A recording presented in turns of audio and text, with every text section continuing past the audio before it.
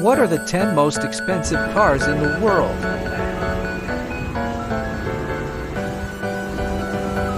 This Rolls-Royce might be the most expensive new car ever built.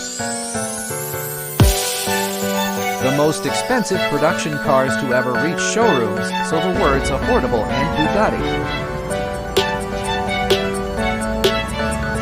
Sweptail is the automotive equivalent of haute couture.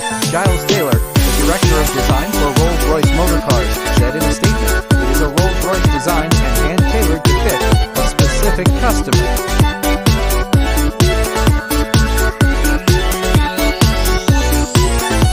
Make sure you subscribe, comment,